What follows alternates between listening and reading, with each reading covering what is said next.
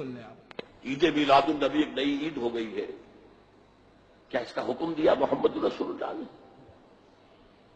یفعلون ما لا یؤمرون، وہ اپنی ہی ایجاد کردہ روایات ہیں، اپنی ہی ایجاد کردہ بدعات ہیں، اپنی ہی ایجاد کردہ رسومات ہیں، ان پر لگے ہوئے ہیں اور دعوے کرتے ہیں اللہ سے محبت، رسول کے عشق کے، جبکہ ان کے عمل میں نہ اللہ کی اطاعت ہے نہ رسول کا اتباع ہے۔ اب جب ایسی صورت پیدا ہو جائے تو کیا کریں؟ فمن جاہدہم بیدہ فہو مومن، تو جو مسلمان بھی ان کے خلاف جہاد کرے گا اپنے ہاتھ سے، اپنی طاقت سے، وہ مومن ہوگا۔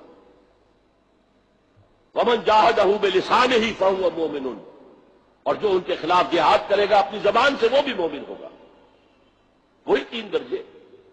ومن جاہدہم بقلبہ فہو مومن، دل سے نفرت رکھ کر جو جہاد کرے گا بالقلب وہ بھی مومن ہوگا۔ فما وراء ذلک من الایمان حبۃ خردل، اس کے بعد تو ایمان رائی کے دانے کے برابر بھی نہیں ہے۔ عید میلاد النبی ایک نئی عید ہو گئی ہے، رسول اللہ نے حکم دیا ہے اس کا۔ معلوم ہوتا ہے یہ کوئی کام بغیر حکم رسول کے کرتے ہی نہیں، سارے کام ان کے حکم رسول کے مطابق ہے۔ تو اب ایسی صورت پیدا ہو جائے کہ میلاد النبی منا رہے ہیں لوگ، تو کیا کریں؟ جہاد کریں ان کے خلاف، ہاتھ سے، زبان سے اور دل سے۔ دل سے بھی نہیں اگر برا جانا ایسے لوگوں کو، میلاد منانے والوں کو، تو کیا ہو گیا؟ ایمان رائی کے دانے کے برابر ہے۔ نائک صاحب کو بھی سن لے ذرا اس میں۔ ربیع اول پہلا چیز کئی حدیث میں نہیں آتا ہے کہ محمد صلی اللہ علیہ وسلم کا جنم دن منانا چاہیے، کئی حدیث میں لکھا نہیں ہے۔ تو 12 ربیع اول بنانا تو کئی حدیث اور قرآن میں نہیں ہے۔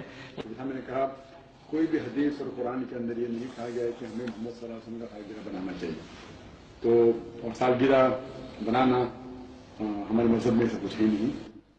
تو ذاکر نائک بھی کہتے ہیں کئی حدیث میں آیا نہیں۔ میں ان کے اس لیے دکھا رہا ہوں، یہی اعتراض دیوبندی مولوی نے بھی کہا ہے، تو اس کو تو میں مشہور نہیں کرنا چاہتا، گمنام کو کیوں مشہور کیا جائے؟ تو جو مشہور ہے اسی کی بات کی جائے، کیونکہ اعتراض تو وہی ہے اس کے بھی۔ تو وہ بھی کہا کہ گیا کہ بھائی میلاد النبی منانا حدیث میں نہیں ہے۔ آئیے، اس کی قسمت بڑی خراب تھی ذاکر نائک کی۔ جس انٹرویو میں بیٹھ کے بول رہا تھا کہ میلاد النبی منانا نہیں چاہیے، اسی انٹرویو میں کچھ دیر کے بعد ایک کال آتی ہے ایک ٹنٹناٹن سنی اسلامی بہن کی،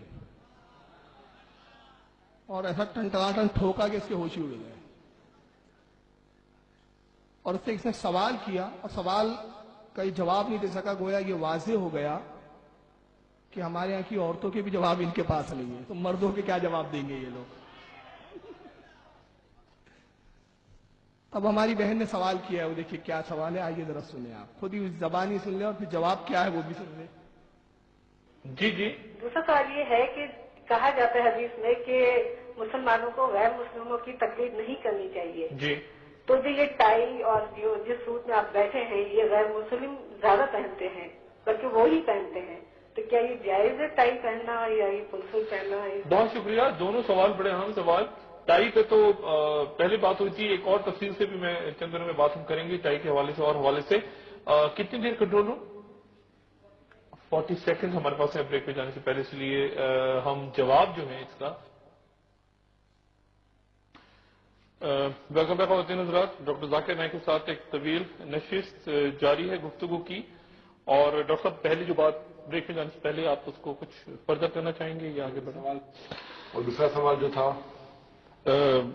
دوسرا سوال آگے بڑھتے ہیں، میرے خیال سے بہت سے سوال، ایک سوال خواتین نے پوچھا ہے، بہت آگے بڑھتے، بہت سارے سوال ہیں۔